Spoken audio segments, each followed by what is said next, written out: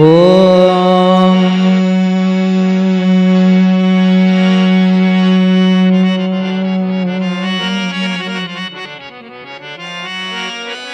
नमः परमहंसा स्वादित चरण कमल चिन्म करंदाय हरि हरि बोल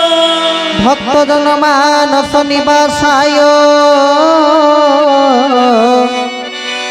श्री केशव चंद्राय बागीशयस्य वदने लक्ष्मीर्यस्य च वक्षसि यस्यास्ते हृदय संवित् तन्नृसिंहं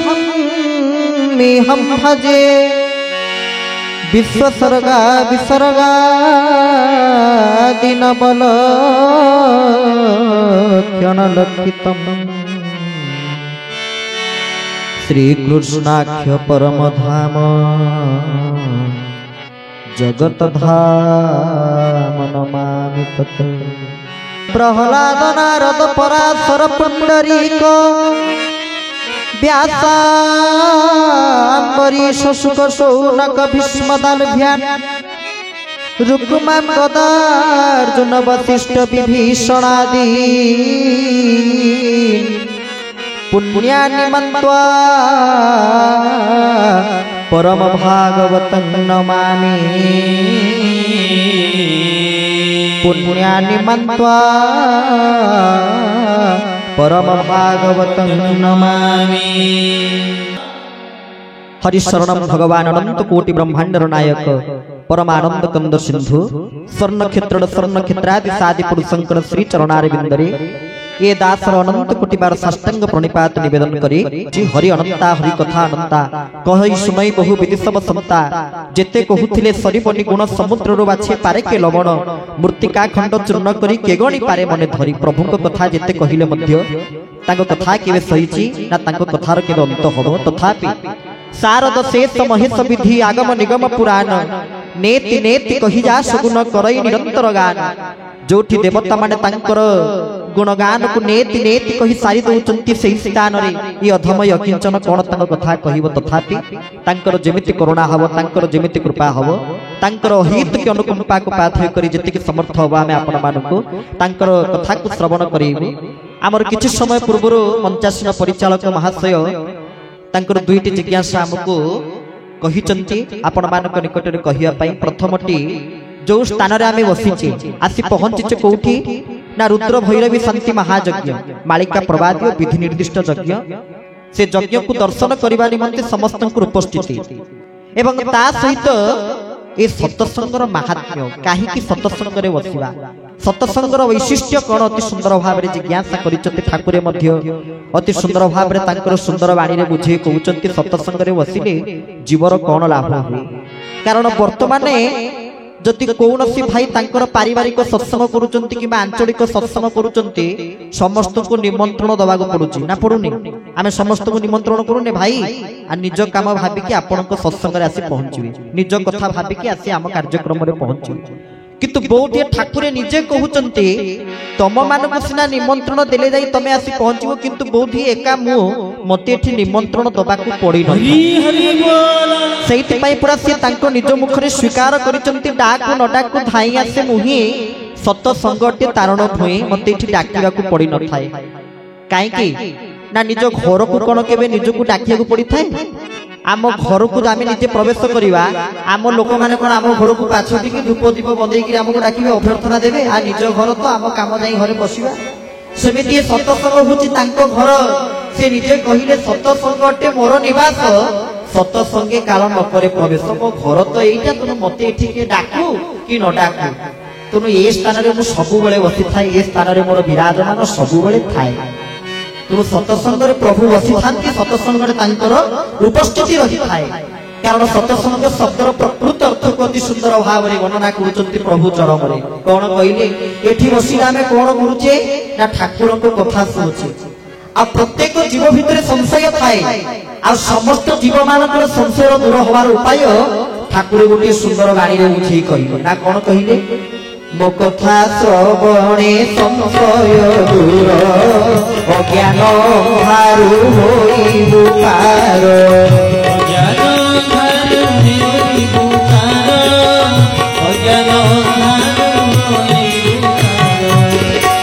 ମୋ କଥା ଶ୍ରବଣେ ସଂଶୟ ଦୂର ଅଜ୍ଞାନ ଅନ୍ଧାରୁ ହୋଇବୁ ପାର। ତାହେଲେ କେତେବେଳେ ଅଜ୍ଞାନ ଅନ୍ଧାରକୁ ଆମେ ଦୂରୀଭୂତ କରିବା, କେତେବେଳେ ଜ୍ଞାନ ଆଲୋକରେ ଆସି ପହଞ୍ଚିବା ନା ମୋ କଥା ଶ୍ରବଣେ ସଂଶୟ ଦୂର, ଯେତେବେଳେ ଆମେ ତାଙ୍କର କଥାକୁ ଶ୍ରବଣ କରିବା। ସେଇଥିପାଇଁ ଠାକୁର ଚରମରେ ଲେଖି ନାହାନ୍ତି ଯେ ଚରମରେ ସମସ୍ତେ ଧର୍ମ କଥାକୁ ଶୁଣି ପାରିବେ ନାହିଁ, ଶ୍ରୁତି ମଣ୍ଡଳରୁ ଯେ ଆସିଥାଏ ସିଏ ହିଁ ଧର୍ମ କଥାକୁ ଶ୍ରବଣ କରିପାରିବେ। କାରଣ ଏଠାରେ ବକ୍ତା ଅପେକ୍ଷା ଶ୍ରୋତା ଆଗେ ସମାଧି ପ୍ରାପ୍ତ ହେଇଥାନ୍ତି। ବୋଲ ଚରମନାଥ କି। ସେ ଚରମରେ ନିଜେ ଲେଖିଲେ, କହିଲେ ଏଠି ପ୍ରଥମେ ବକ୍ତା ସମାଧି ପ୍ରାପ୍ତ ହୋଇନଥାନ୍ତି, ଅର୍ଥାତ୍ ଯିଏ କୁହନ୍ତି ସିଏ ଆଗେ ସମାଧି ପ୍ରାପ୍ତ ହୋଇନଥାନ୍ତି। ତାହେଲେ କିଏ ଆଗେ ସମାଧି ପ୍ରାପ୍ତ ହେଇଥାନ୍ତି? କାହାର ସ୍ୱତନ୍ତ୍ରତା ଅଧିକ, କାହାର ବୈଶିଷ୍ଟ୍ୟ ଅଧିକ ନା କହିଲେ ଅତି ସୁନ୍ଦର ଭାବରେ ଯେ ବକ୍ତା ଅପେକ୍ଷା ଶ୍ରୋତାର ଆଗେ ସମାଧି ପ୍ରାପ୍ତ ହେଇଥାଏ। ମାନେ ବକ୍ତା ଅପେକ୍ଷା ଯେ ବସିକି ଶୁଣନ୍ତି ସେଇମାନେ ଆଗେ ପ୍ରଥମେ ସିଦ୍ଧି ପ୍ରାପ୍ତ କରିଥାନ୍ତି। କହିବା ଅପେକ୍ଷା ଶୁଣିବାଟା ଭଲ। ସେଇଥିପାଇଁ ଉତ୍କଳ ଘଣ୍ଟ ଯଦୁମଣି ମହାପାତ୍ର ଗୋଟିଏ ପଦରେ ଲେଖିଥିଲେ,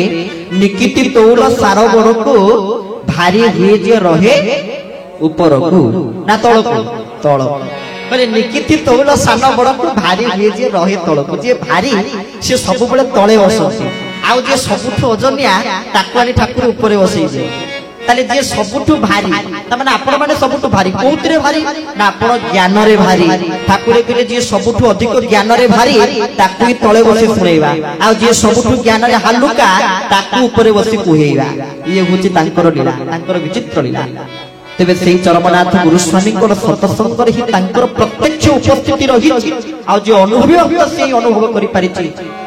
ଅନୁଭବରେ ହିଁ ସର୍ବଥାଇ ଗହଇ ଅଭିରାମ ଭାଇ ଅଭିରାମ ପ୍ରବଂଶ ଲେଖିଥିଲେ, ପ୍ରକୃତରେ ଜ୍ଞାନର ସୀମା ତାର ତ ନାହିଁ, ଜ୍ଞାନ ତ ଅନନ୍ତ, ଜ୍ଞାନ ତ ସୀମାହୀନ ସାଗର। ତାପରେ ବି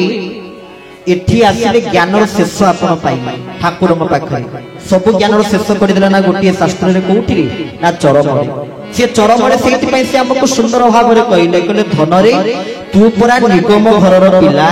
ଠାକୁର ଚରମରେ କହିନାହାନ୍ତି, କହିଲେ ଧନରେ ତୁ ସେ ଘର ପାଠ ପଢି ସାରି ଏ ଘରକୁ ଆସି ପହଞ୍ଚି କଣ ସେ ଘର ଆଉ କଣ ଏ ଘର? ସେ କହିଲେ ତୁ ନିଗମ ଘରର ପିଲା। ଆଚ୍ଛା ନିଗମ ଶବ୍ଦର ଅର୍ଥ କଣ? କହୁଛନ୍ତି ନିଗମ ଘରର ପିଲା। ନିଗମ ଶବ୍ଦର ଅର୍ଥକୁ ବୁଝିବାକୁ ପଡିବ। କହିଲେ ନିଗମ କହିଲେ କଣ?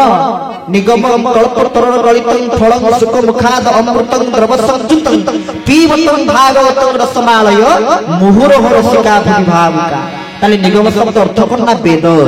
କହିଲେ ସମ୍ପୂର୍ଣ୍ଣ ଜ୍ଞାନର ସୃଷ୍ଟି ଯୋଉଠାରୁ ତାକୁ ନିଗମ ବୋଲି କୁହାଯାଏ। ନିଗମ ହଉଛି ଗୋଟେ କଳ୍ପ ବୃକ୍ଷ, ତାର ଶାଖା ପ୍ରଶାଖା ହେଲେ ସମସ୍ତ ଶାସ୍ତ୍ର ପୁରାଣ, ଆଉ ନିଗମ ହଉଛି ଜ୍ଞାନର କଳ୍ପ ବୃକ୍ଷ। ତେଣୁ ସେଇଥିପାଇଁ ନିଗମ ଶବ୍ଦ ଅର୍ଥ ହଉଛି ବେଦ ରୂପୀ କଳ୍ପ ବୃକ୍ଷ। ତେଣୁ ଠାକୁରେ କହିଲେ ଯେ ତୁ ହଉଛୁ ନିଗମ ଘରର ପିଲା, ମାନେ ବେଦ ରୂପୀ କଳ୍ପ ବୃକ୍ଷର ଆମେ ସମସ୍ତେ ଗୋଟିଏ ଗୋଟିଏ ଶାଖା। ତେଣୁ ତାଙ୍କର ଭାବନା କୋଉଠି? ତାଙ୍କର ସେଇଥିପାଇଁ ସେ ମତେ ତ କହିବାକୁ ଦୁଃଖ ଲାଗେ, କଷ୍ଟ ଲାଗେ। ଆମେ କେତେବେଳେ ବି ସେ କଥା ପାଟିରୁ ବାହାର କରିବା ପାଇଁ ଚେଷ୍ଟା କରୁନା, କିନ୍ତୁ ପରିସ୍ଥିତିରେ ପଡି କହୁ। ପ୍ରଭୁଙ୍କର, ପ୍ରଭୁ କ୍ଷମା କରିବେ, ଶେଷ ଆଶୀର୍ବାଦ ବଚନ ପ୍ରଭୁ ଲେଖିନଥିଲେ, କହିଲେ ରହୁଛି ରେ ଧନ ଚାହିଁ ଏ ସନ୍ଧି ବର୍ଷକୁ। ଶେଷ ଆଶୀର୍ବାଦରେ ଶେଷରେ ପଦଟିଏ ଲେଖିଦେଲେ, ଆଉ ସେ ପଦକୁ ଯିଏ ଧରିଛନ୍ତି ସେ ସବୁ କିଛି ପାଇଯାଇଛନ୍ତି। କହିଲେ ରହୁଛି ରେ ଧନ ଚାହିଁ ଏ ସନ୍ଧି ବର୍ଷକୁ। ତାପରେ ନା ପିତା ଧର୍ମ ପଥେର ତୁ କାଳ କାଳ ତୁ କାଳ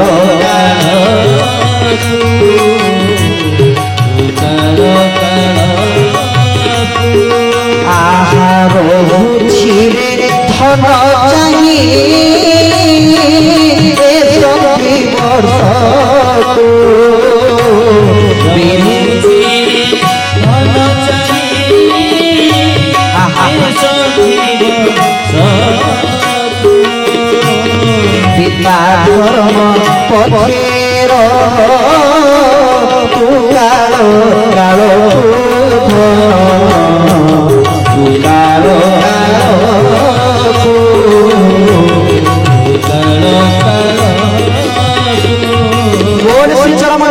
स्वामी की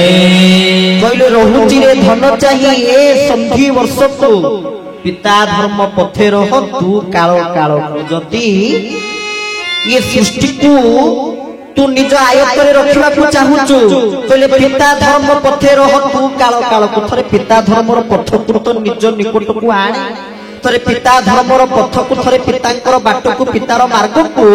टिके तो निज निकट को पाख को डाकी आणे आ ताहाले जे जानि परिबो पिता कोन कहितिले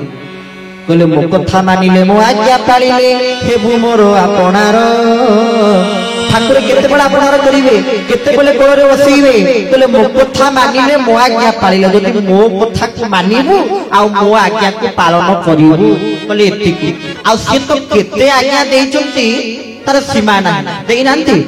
50 चरमरे केशव केवल गणिकारे केते आज्ञा प्रदान कले कल्याण करी ततेरे केते बुझेइले केते आज्ञा प्रदान कले कहले तू गोटिए माने गोटिए आज्ञा जदि मानिबु नियमित धारा कर ठाकुरे कोन लिखिले चरमरे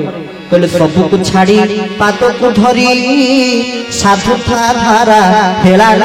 करी कहले सब को छाड़ा आ जण को धरना काहा ना पादुका को देवस्य साक्षात गुरु प्रकृतित हो से पादुका को धर आउ सब को छाड़ी पाद को धरी कहले काहा को साधिबु ना साधुता धारा हेलान करी धारा साधु अच्छा जदि सीए भी हलानी ठाकुरे कहले जदि शाखा बारे सत्संग पड़ुची सप्ताह को थरे अति कम शाखा सत्संग रे जाई बस जदि सीए भी हलानी हो ठीक अछि अति सहज उपाय ड्यूटी जाउछु ऑफिस जाउछु स्कूल जाउछु कोठी की जाउछु मथारे टिके तिलक धारण करी कि जा मथा तिलक शून्य करना कारण काहे कि ठाकुर हमहु कहिचंती जे ललाट केते बेले तिलक शून्य करिवनी कहिचन ना कहि नाही काहे कहिचंती देखिबे जेते बेले वैष्णव माने तांकर 12टा जागा रे द्वादश तिलक करंती ता भितरे से प्रथमे आगे ललाट आरंभ करंती ललाट रे की अछंती ओम ललाटे केशवाय नमः हृदय गोविंदाय नमः हृदय की अच्छी ना गोविंद को अच्छी तेणु गोविंद को स्मरण करी गोविंद प्रीत्यर्थे गोटे तिलक हृदय रे देवे ललाटे की अच्छी ना केशव अच्छी ललाटे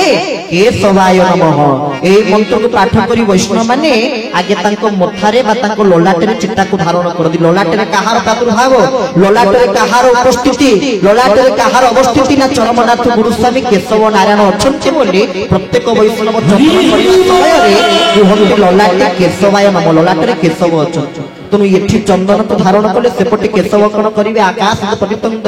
यथा गच्छन्ति सागरे सर्वदेव नमस्कार केशवं प्रति गच्छति तेबे न्याय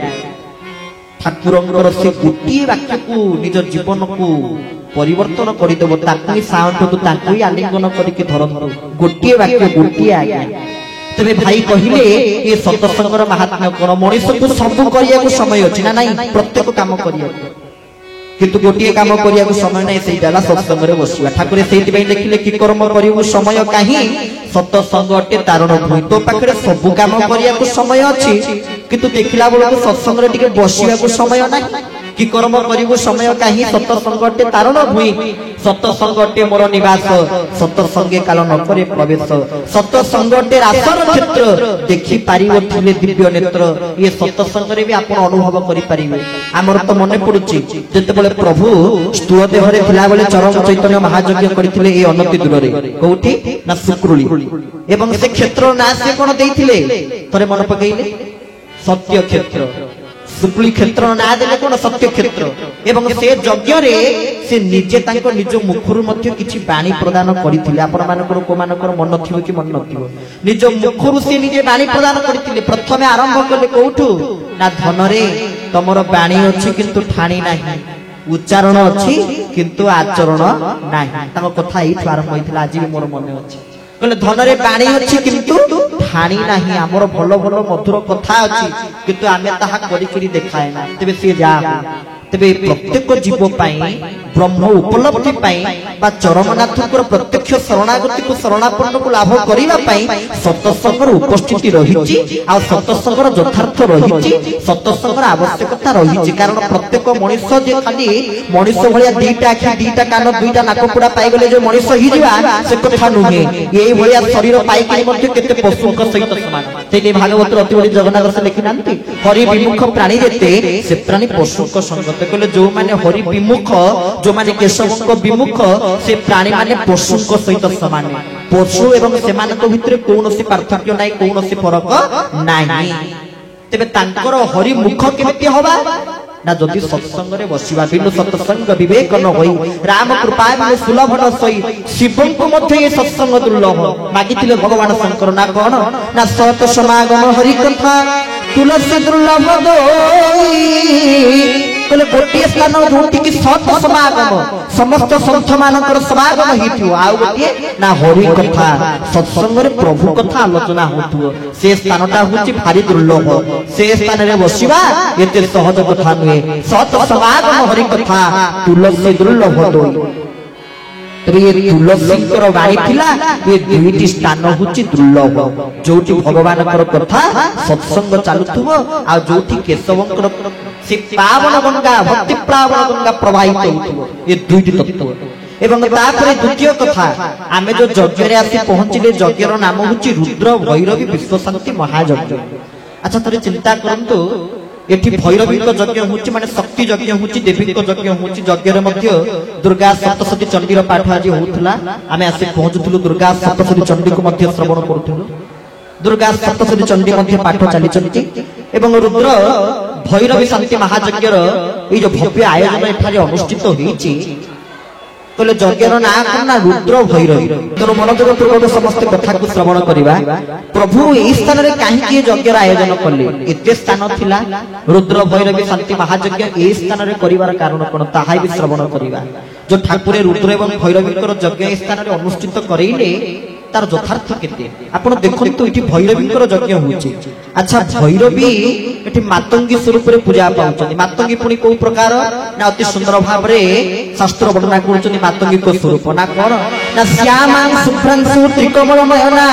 रत्न सिंहासनस्था मातंगी को स्वरूप को भलिया ना श्यामा मातंगी देखिया को श्यामल श्यामा सुभ्रांशु त्रिकमल नयना मांकर मुखटा को भलिया ना तीनटा नयन मांकर पुनी को भलिया ना त्रिकमल नयना कमल शब्द अर्थ होची पद्म मांकर तीनटा नेत्र होची पद्म समान रत्न सिंहासनस्था जे रत्न सिंहासन पर आरूढ़ होइचंती एवं तापरे ना भक्ताभ्यां कहले समस्त भक्त मानकर मनोभिष्ट को जी पूर्ण करंती किए से मातंगीकर आउ गोटे नाम होची सुर निकर करा जेतले मातंगी को चंडी रे स्तुति करा जाईची सेते बेले मातंगीकर आउ गोटे नाम अछि सेठी पाठ करा जाय ना कोन ना सुर निकर करा काहे कि सुर निकर करा ना माता को हस्त रे सुख को धारण करिचंती सुआ को धारण करिचंती सेठी पई मां को सुर निकर करा बोली कुआ जाय ये होची सेही मातंगीकर पीठ अच्छा जदि से मातंगीक पीठ रे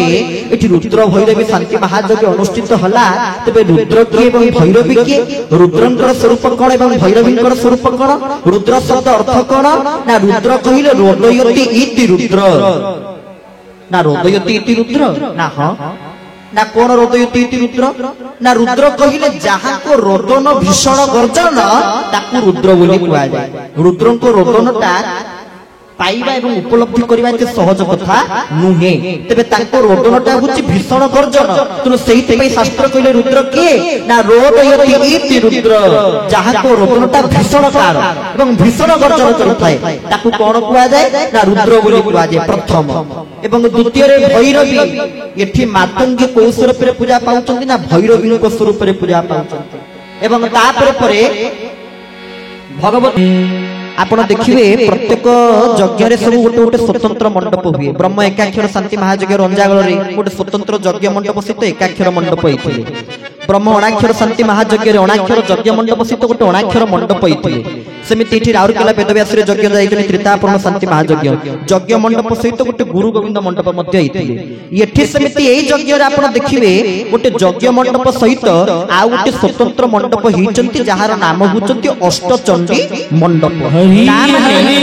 अष्टचंडीकर सुरक्षा बलय रे एई स्थान रे यज्ञटी चालुची आपण देखंतु श्रीक्षेत्र जगन्नाथंकर क्षेत्र से जगन्नाथंकर क्षेत्र रे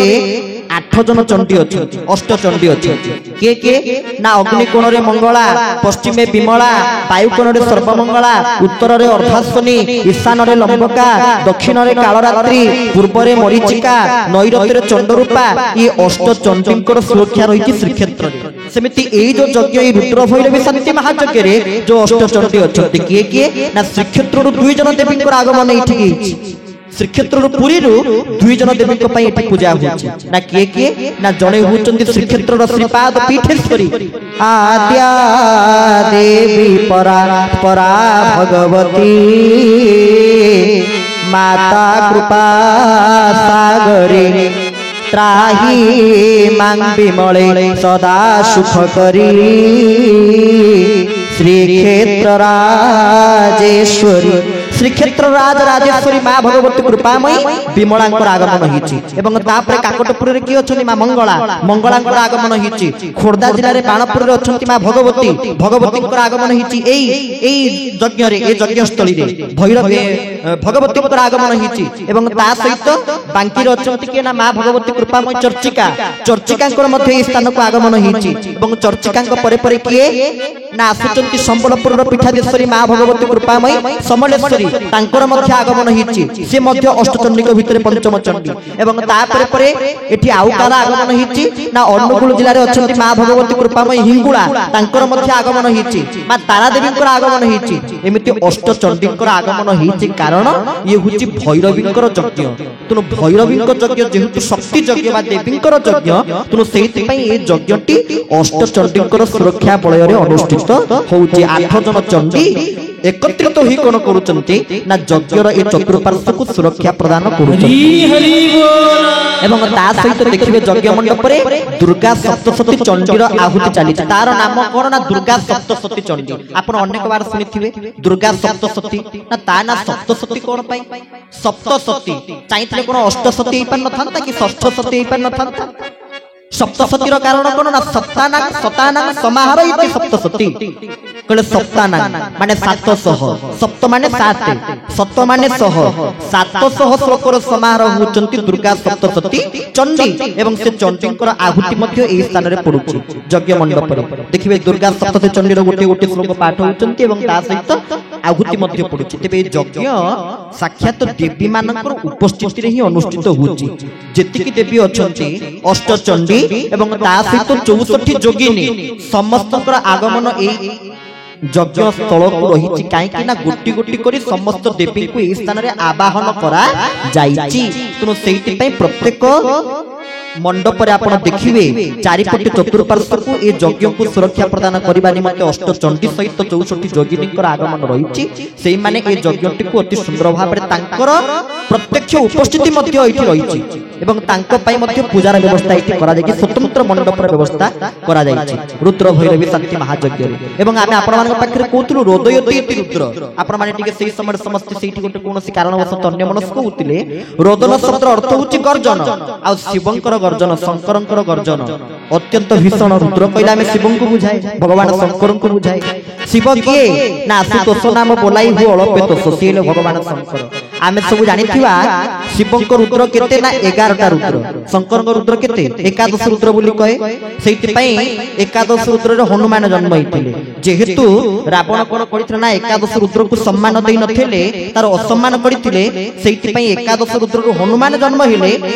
एवं हनुमान जन्म हो साइला परे से मध्य शिवंक स्वरूप रे पूजा पाइले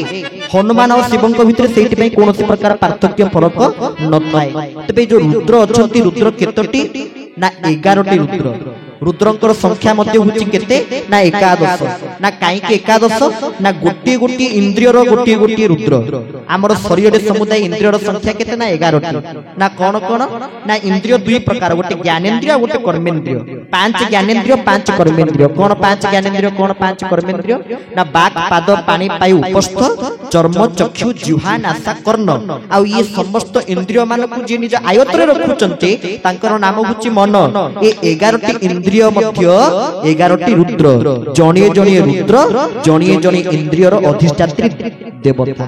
अधिष्ठात्र देवता तबे रुद्रंकर संख्या हला एकादश रुद्र एवं चंडी एठी अछंत अष्टचंडी एवं 64 जोगिनी तनु समस्तंकर आवाहन सहित आ जाहाक पई संपूर्ण कार्यक्रम होची यज्ञ होची।